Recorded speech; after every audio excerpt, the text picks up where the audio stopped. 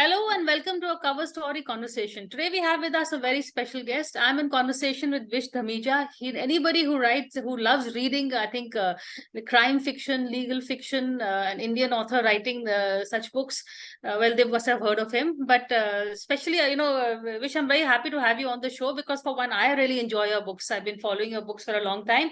So when the offer came to do an interview, I just couldn't say no. So I'm very glad to have you on the show today. Thanks for having me here. Thanks for having me here, and apologies for the delay again. Sorry. No, that is okay. So like I said, Vish, good to have you here on the show. And, I've been reading a lot about your books, but very little about you. So first, I would really like you to tell us a bit about you so our readers could also, our viewers could also get to know you.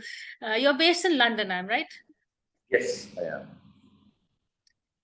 And what made you pick up, a bit about your books? Because, there are a lot of, like I said, there's crime fiction. There's also, I've noticed you started bringing a lot of legal twists to the book. Mm-hmm. You yourself flirted with the idea of law, I think, for a year or something, and then you gave that up.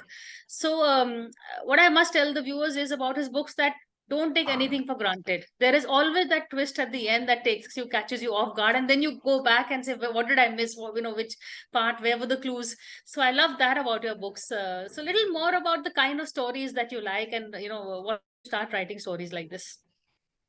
So as you said, I was a student of law and dropped out, and then life took a different course. You get married, you have other responsibilities, and you move on the corporate ladder. And then one day we decided I wanted to study abroad. So we moved from Bombay to Manchester where I studied. And there was no plan to stay back in London. But, we had spent far too much amount of money. So we thought we'll recoup some before we return. And in 2008, I did come to Delhi and Bombay and speak to recruitment consultants. And they said, oh, you do not have a recent Indian experience. So at some point, you need to take a call. Okay, you would not let me come back to the corporate. I will write stories based in India, and I will come to India in one way, shape, or form. So I think my storytelling started from there. And I always wanted to write one book so that, I knew nobody would write a book on me. But your plots, have you, because, I've noticed a lot of people who do crime reporting, have either been a crime reporter or, they've been covering, writing columns. So what made you so drawn to the world of crime? So this is, we started reading crime fiction before we knew we were reading crime fiction. Phantom comics, I might be telling my age, Mandrake comics. No, same age. Tintin, Asterix, Tarzan, they were all fighting crime in some way, shape, or form. And then came the famous Five and the Secret Seven and Sherlock Holmes. And so that was all I had ever read. So when I started writing, it just shaped up to be a crime fiction. I wanted to write a story, and it just because that's the only thing I had read and I still read, that's the only thing I could write. So that it was quite a logical thing to flow out because you know something, you write more about it. But are your books also being made into OTT series? Because I'm sure they're ripe for the picking. They are something that would totally fit in with the world of Netflix and etc. So 3 of my books have been procured by a producer, and we've tied up with that. So it should be on the first part, the first season, should be on Amazon Prime end of next year, which is the Rita Ferreira series, Beti Bazaar, Dusra, and 3 seasons. So fingers crossed, next year we get to see something on OTT with Amazon. What do you think of Indian writing in general? You've seen we've got a lot of crime writers in India also. So have you been reading any other authors? What are your feedback on them?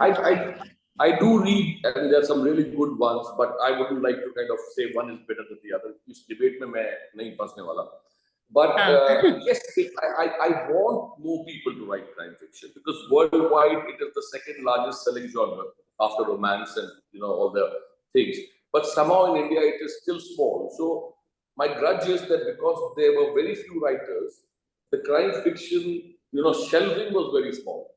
So the more people get it, so that like these traditional 2 things, either you can have a bigger slice of the cake or make the cake bigger. So I believe that if a lot more people write crime fiction, we would get, more shelf space in shops, and therefore we will all benefit. Fair enough. But what about other Indian writing? Are you, I mean, generally, are you a fiction reader? Or because I've noticed a I lot of people who write fiction don't read fiction. So no, I only read crime fiction, and I largely avoid Indian authors. I'll tell you for a reason. I love whatever I've read because I don't want intermingling of ideas, and because some of them have become very close friends. You don't want to start evaluating your friends on the writing and on the books. Some really good crime authors have come up in the recent times, and seriously, I think like Indian movies are now world class. We would have world class crime writing fiction. Give it another 5 years. Give it another 5 years because currently people are experimenting, and if you experiment too much, the publisher thinks is it commercially viable. But at some point, that level would break. So I'm quite confident that we can take on the world as always. And which is your, I mean, okay, not Indian, but can you tell us any other author that you like? You know, you've also been referred to as the India's John Grisham. So do you like Grisham novels? No, I like Grisham novels, but my favorite is Michael Connelly, Yes. the Bosch and Lincoln Lawyer series. I like John Grisham. I like Scott Turow. I like Harlan Coben is one of my favorites because his ease of writing and building plots is amazing. So, I pick up a lot of books. Steve Kavanagh is another legal thriller writer. So I read whatever. Some of the authors like Lee Child and Michael Connelly and Harlan Coben and Grisham, I buy all their books. But I pick up new authors as well. So it's not something that I stick to those. I like crime fiction.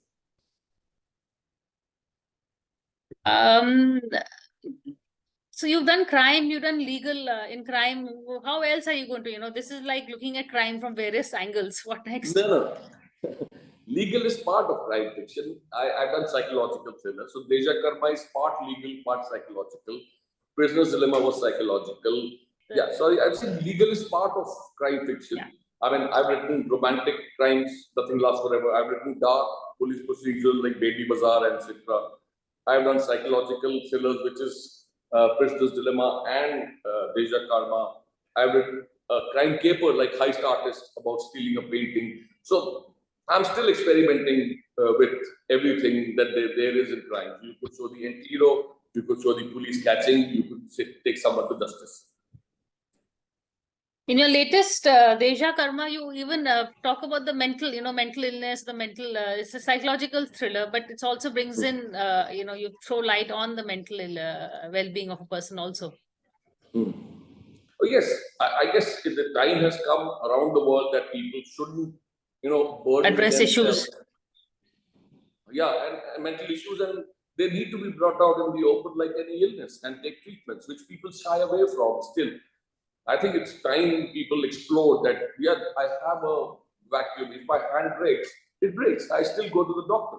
There's nothing to feel shy or ashamed in going to the doctor for something which is not working there. After all, it's a chemical thing. It needn't be something that you're crazy.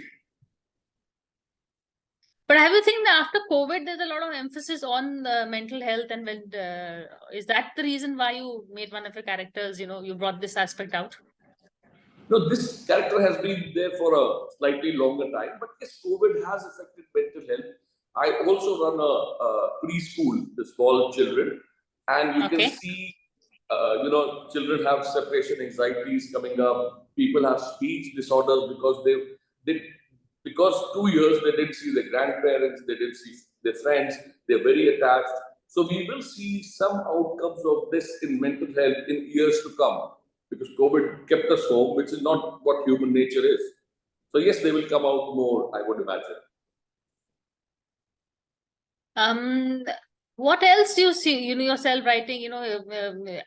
You've happy with the current situation that you're in, crime fiction, or do you see yourself going further into other topics, historical fiction? Yeah. Currently, I'm writing crime fiction, and as you rightly said, there are so many things in crime that are still need to be covered. Maybe medical crime, but as they say, never say never. Who knows a story idea which might not fit the genre of crime fiction and become something else? At the moment, I'm only writing crime fiction. So how much time do you spend in India? Because you're very familiar, especially with Bombay in your writings. I noticed that. Now I come once or twice a year. I spend about 3 to 4 months in India and the rest in London. So I do explore. When I go out to Delhi, I explore everything. I try to talk to people, find out what's in, what's out, how do people behave. So every time I sit in an Uber, I think I have a chat all through the journey of what's happening, what does it think should be done, what road. And so it's we love, all authors are fond of gossip and chatting. So I do that. And for me, it's research. For me, it's observation. And where do you see the future of writing and publishing? Because, is everything being written with the OTT in mind? Is every book now a future script? No, I don't think so. I think where we missed the point when I was younger, again, I'm showing my age, in our school, there used to be a weekly library period where everyone went to the library, borrowed books, and then the next week would be these days the book clubs have become very hip and, coffee. This used to be a classroom book club that you borrowed book, you would share and read it, you would analyze it, you would like the story or not, you would point out the critiques. It was kind of a, teaching people to read, and I think it should start. And my thing is, even if in a class of 50, you have these regular, library going, reading books, I'm expecting at least 5 out of those 50 people will continue reading. And therefore, the reading book, I think there is different charm in reading versus OTT. Challenge is we only have 24 hours in a day, and OTT is taking a bulk of the space, which I'm sure you know as well. So how do you see, also people don't have time to read the long form, the long novel, they all want, we're living in a world of Insta, everything has to be finished within 2 minutes. Is that a challenge that you're facing? But the other challenge that I'll tell you is that if you write short stories, unless you're Jeffrey Archer, publishers don't like to publish short stories. So I see. I think there's this population that wants a novel, and 90% doesn't want to read anything. That's my analysis. Fair enough. But, we've seen, what else do you like reading? What else do you like, a little bit more about yourself that you would like to share? So I honestly do not read anything other than crime fiction, but yet in the OTT space, I will come to it. I watch thrillers, I watch documentaries, slightly crime bent ones. Other hobbies are golf. That takes a lot of time. I spend 3 days a week in my school, which is a very happy feeling to be with young children and play with them. We recently adopted a dog, which is a lovely experience. And the rest is in social life and stuff. Vish. Go on. Okay, so you're in India right now at a time, I think, at the backdrop of a G20 meeting. There's a lot of focus on India, on being Indian. So when people meet you, what do they want to know about India? And, what is your, at this point in time, how do you feel about being an Indian? I think we have slowly but surely taken our space on the world stage. And that was, I think it would be impossible to stop us because we are 1/5 of the world population. Face it, whether you like us or you don't like us, we will be everywhere. You can see the heads of corporates, you can see the vice president of US, you can see the prime minister of UK. I think Irish one also is half Indian. So you will see more and more Indians coming in to more and more spaces which decide, which are decision makers and CEOs. Now, a prime minister also is a CEO of a country, if you look at it. So we will get the top positions. And it has taken a while because, our education system, and we went abroad, we were, kind of a bit taboo, if you will. Now we've kind of started being, exerting our rights, exerting what we are capable of. I mean, in the UK, the largest manufacturing employer is the Tatas. The Jaguars, the Land Rovers, the Tata Steel, the Chorus Steel, the Tata Tea. You name it. I mean, it's there everywhere. It's difficult, and TCS is everywhere. It's difficult to keep us locked down once the genie is out. And I personally think the genie is out. It will still be a slow burn. So give it another 10 years and we would be, wrong word. I'm not ruling the world, but we'll be everywhere and we'll be involved in everything. That's the right word. I think Vishwa Guru is the word you're looking for currently. Very much. Okay, I'm going to take a break and we're going to come back and keep the conversation going, but after a very quick break. Stay with us. Okay.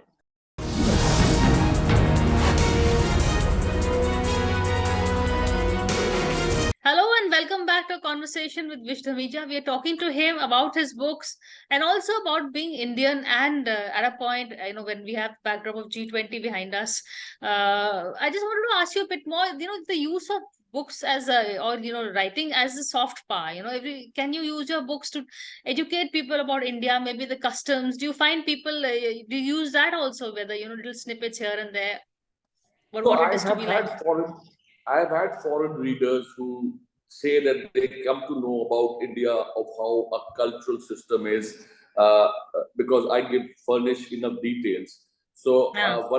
I have an American publisher in audiobooks, and not the royalties show that the books are selling. So people are enjoying. That's why they are listening to them or reading them. But primarily, the books are for entertainment.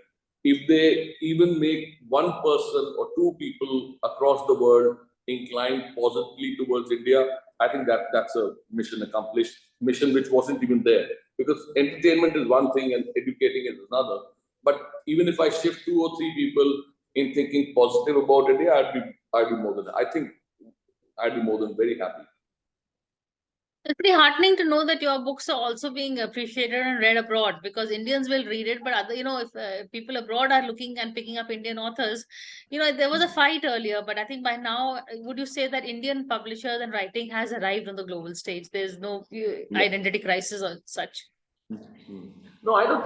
I think one of the drawbacks was that we were basing a lot of older stories were based on hardcore showing India in not the best light that there was. I don't know if I'm making sense. So I have brought that Indian out of that village and started showing the glamorous side of India, which exists. That people, around the world need to stop thinking of us as snake charmers, which is for at least for the first 30, 40 years of independence, all they showed, even in the James Bond movie Octopussy. I mean, we've come a long way, so give us our due credit. I'm not saying make us sit on your head, but give us the space we actually deserve. So it's no wrong. And I've been, one of the media said, why are all your, protagonists in ND are always, good looking and glamorous? And Shahrukh Khan को तो देखने जाते हो आप, मेरे को देखने तो नहीं आओगे ना, तो then you want to see a hero, you want Shahrukh Khan, और आप चाहते हो किताब में सब में भद्दे भद्दे लोग भर दूं, which is why is the difference? I think we have people who are good looking, we have people who are glamorous, we have people who have a lovely life, and I largely stick to that part of it. No, definitely. There is, I mean, one of the reasons I picked up the Mughal was because I liked the character that, you had drawn, I think what's his name, Preet Bedi or whatever. So you get drawn to the characters, and definitely, I agree with you on that one. But and again, another good point you made is that we are no longer seen as a land of snake charmers, but we are writing about, more the ordinary everyday Indian is somebody who can, think, who can drive a Merc, who can, win companies and even murder the odd person and get away with it. No, but crime happens everywhere, so it's nothing Indian about it. Everyone is. But do you have a softer side towards the criminals? Your criminals are always more, there is always a human side to the crime, and you end up empathizing more with them than the law enforcement. In some of them, but in most cases, when I have an anti-hero when there is a crime, I usually end it on a note. Either it is ambivalent, whether it's good or bad has happened. When some of them escape, some of them get caught, some of them pay for their sins. So yeah, it's a way of anti-hero is something which is everybody like Dawn. Everybody loves the Dawn, and we watch the movie, and so I think it's. Maybe I've gone overboard in showing but Rita Ferreira books are always in her stride. The crime, so there's an equal balance, I would say. Okay, I'll give you that. But in terms of, is there a spiritual side? Do you believe in karma? Do you, is there what are your beliefs? What does Vish Dhamija believe in? So I honestly, I've figured out after a lot of introspection that I'm a deist. So deist is described as I fully believe there is a superpower over us. Someone is controlling us. But I also believe that superpower's task is not Superpower has sent us to this earth, and we are supposed to make our own choices. Karma is the consequence of the choices we make. We are free to make choices. Consequences will occur. Your heaven is here, your hell is here. You will pay for the sins. You will reap the benefits of the good. But asking God, "Kal meri lottery khul jaye," is not God's job. So I believe there's a superpower, but the superpower is not, because the superpower has to look after 8 billion people, plus the animal kingdom, because if it's a superpower, dogs are equally important to him and trees are equally important to him. So we have to make our choices. We have to live the right way, because someday we'll meet him or her, or maybe not, or maybe we are all one part of one spirit and we get into one. And we should always do good, whether we are religious, spiritual or not. If you can't do good to a fellow person, at least don't do the bad part. So I believe in a superpower, but I don't believe in asking that superpower ki lottery khul jaye, kal meri naukri lag jaye. You know, the kind of things that people ask, which I think is very petty. If you actually pray, the only prayer you should do is thank you. That's my belief. Thank you for watching this. Hey, on that note, thank you so much for this conversation, brief as it is, but we got to know a bit about the man behind all those best-selling books, and wish you well, and we're waiting for the next one, though I know your latest one is still out, but we totally enjoy reading your books, so thank you.